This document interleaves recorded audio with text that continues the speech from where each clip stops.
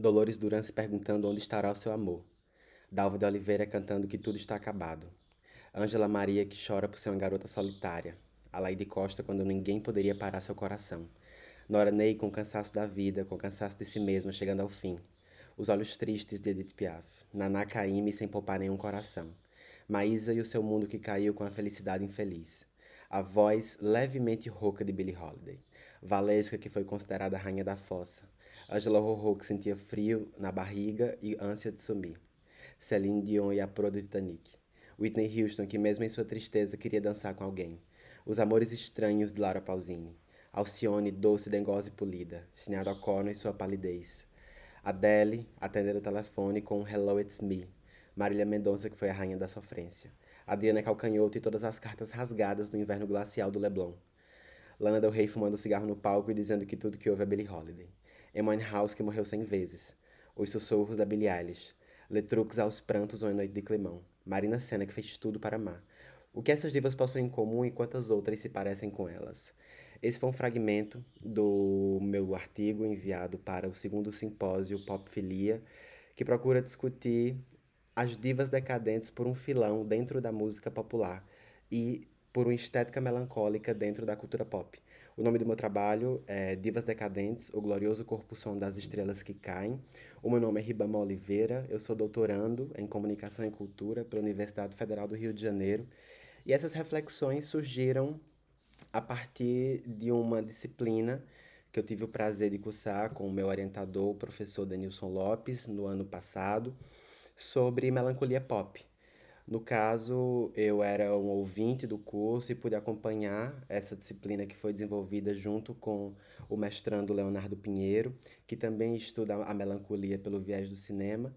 E foi muito interessante porque eu pude contribuir no curso, junto com o Denilson, debatendo sobre um tópico central que já havia marcado um dos trabalhos que eu tinha enviado para o primeiro simpósio Popfilia, em torno da cantora Angela Rorô e do que eu estava pensando a partir de uma estética do escândalo, sobretudo no contorno da obra Escândalo, de 1981, que na edição do evento estava fazendo 40 anos de existência. E através desse álbum da Ângela, desse trabalho e do meu encontro na disciplina com Denilson, surgiu a ideia de alargar o trabalho anterior a partir desse novo olhar. Não mais centrado em uma cantora, como foi o caso da Ângela, ou em uma obra, como foi o estudo de caso de Escândalo, mas no sentido de pensar em torno dessa melancolia pop a partir de sensibilidades melancólicas que refletem o corpo-som dessas divas. Que aqui eu tô querendo pensar pelo que há de forjado na decadência, o que há de decadente nessa construção performática. E a partir disso, fui tentando pensar como o samba canção, no seu auge, na década de 1950, aparece como um filão possível para investigar a presença dessas mulheres em torno da autoria, em torno da performance e, sobretudo, em torno desses afetos que eu considero menores, desses afetos tristes, a partir não só do espaço da boate, mas também de todo um conjunto maior, que procuro dividir desde a sensibilidade gay até o espaço da própria boate, dentro dessa construção da deificação de mulheres na música, até mesmo no sentido de pensar o gênero da música de fossa, né?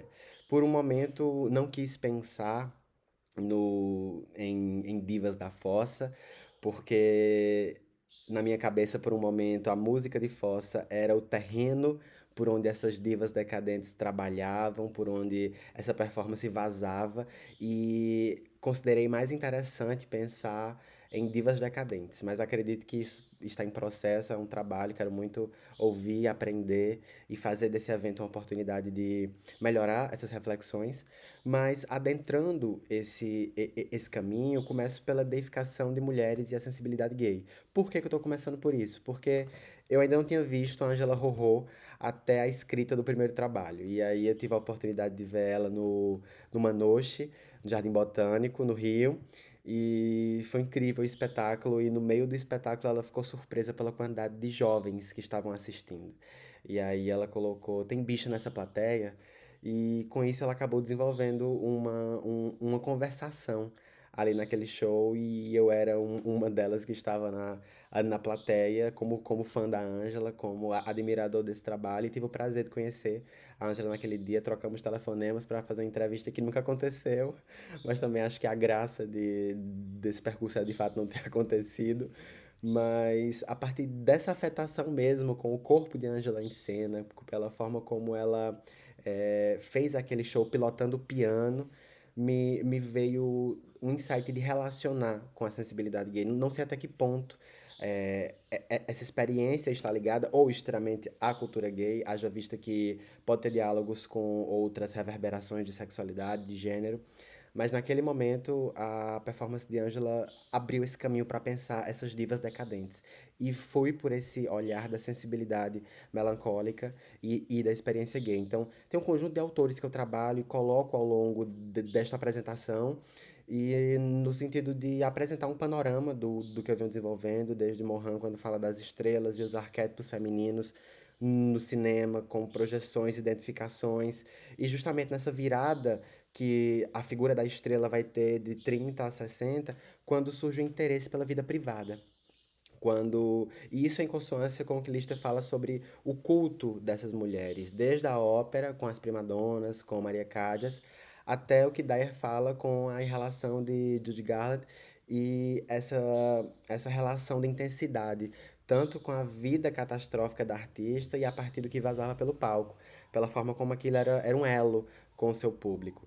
E aí penso no entorno dessa relação de melancolia e cultura pop, a partir do que há de glorioso nesses corpos, desse instante em que afetos tristes tanto transpassam pela performance como reluzem pela vida dessas artistas encenadas no palco.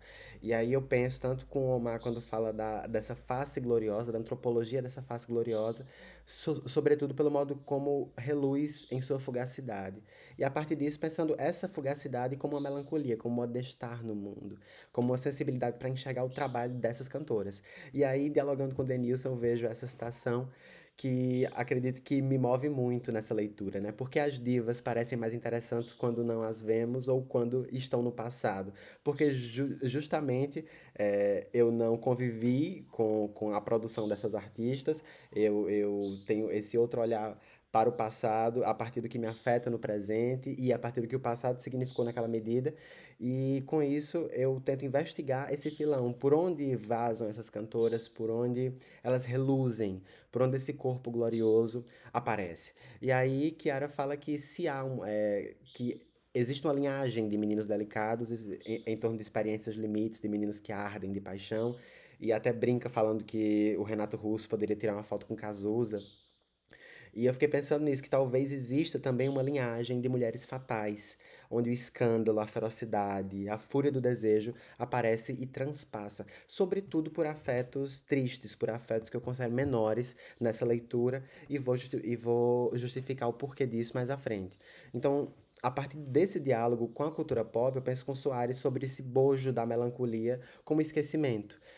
Quando ele está falando do videoclipe, é que eu transponho para pensar a obra dessas artistas, para pensar os roteiros performáticos delas como esse conjunto de práticas que envolve afinidades, pertencimentos, inclusive uma mediação de gosto, como fala Amaral, nessa produção de afetos.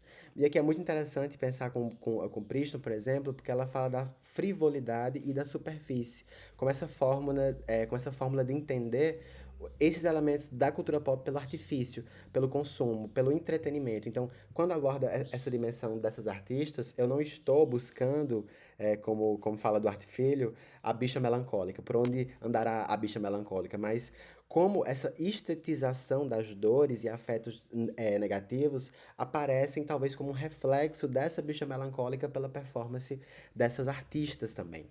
Mas isso é um debate que eu trago de modo inicial e vou aprofundando a partir de uma contextualização tanto do Rio de Janeiro, que é o cenário do samba-canção, na década de 1950, quanto do bairro de Copacabana, que vai ser o palco, praticamente, para essas artistas e a forma como isso vai se disseminar pelo país.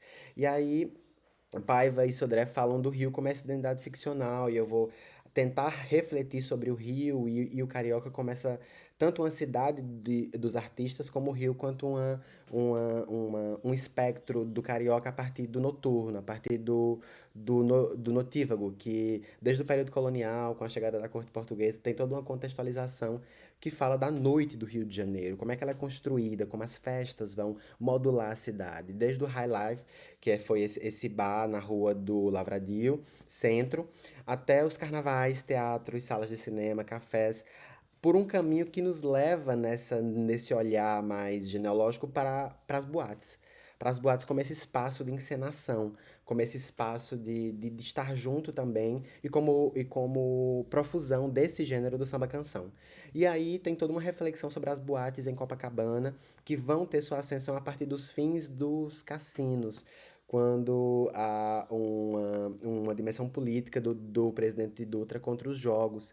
E aí esses trabalhadores do palco que faziam dos cassinos esse lugar do brilho acabam encontrando nas boates um espaço de reverberação. E vem uma época do glamour, uma época do cosmopolitismo, onde essas boates eram um modo de estar tanto no Rio, quanto em Paris, quanto em Nova York. E a forma como esses lugares mal iluminados passaram também a ser lugares de encontro.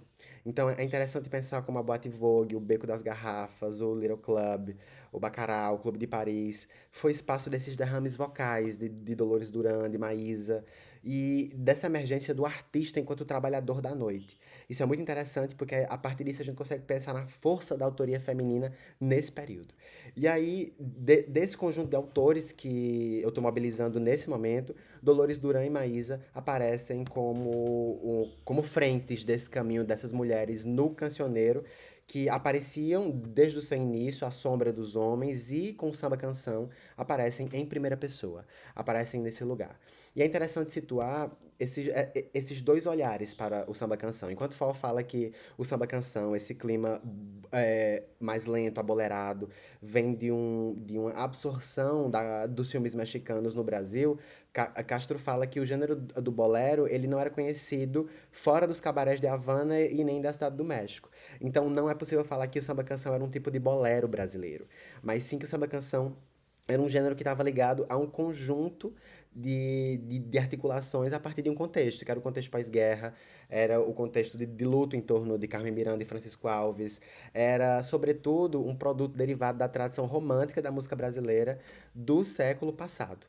Então, é interessante pensar que nesse contexto do século XX, a derrota, a fossa, a tristeza, o uísque e o bairro de Copacabana, ele é um palco para essa transição de 40 para a bossa nova, tendo como o samba canção esse profusor. Esse profusor que mobilizou tanto o moderno quanto esse papel da mulher a partir das novas relações, das conjugalidades, dessa mulher urbana e, sobretudo, pela forma como esses roteiros performáticos, diante dos arquivamentos das entrevistas, das obras dessas mulheres, como Dolores Duran e Maísa, aparecem diante do mal sem nome, dessa mulher moderna que não era mais mãe e também não era a mulher do casamento. Havia uma disputa por esse lugar da mulher. Então é interessante pensar que quando a gente tá falando do samba canção, também tá falando desse contexto social de construção do gênero e da própria sexualidade.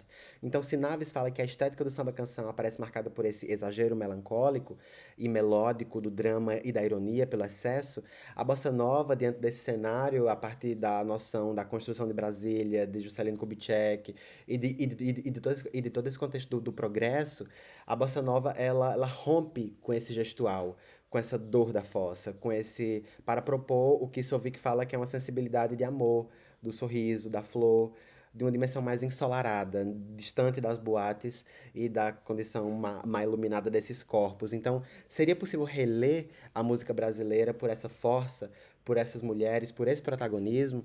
E aí vem todo um debate sobre as identidades de gênero enquanto máscaras dramáticas, por essa inflexão de Sovic, sobre essa expressividade que se perde com a bossa nova, e no intuito de reler essa produção a partir do artifício dessas divas que eu procuro observar pela decadência. E aqui é interessante falar que elas não são decadentes em sua carreira, elas reluzem no momento da glória, no momento em que esse corpo ele evidencia uma queda no palco, pela forma como o sucesso é justamente essa decadência dessa estrela que cai. E aí vem um conjunto de artistas que mobilizam esse lastro pela performance, e tento pensar nesse corpo-som que suporta o peso de si mesma na performance. Então, o que ocorrerá quando a cantora entrar no palco? Essa foi a minha afetação com Ângela a partir desse trabalho, e espero ouvir, aprender e estar junto com vocês para discutir isso.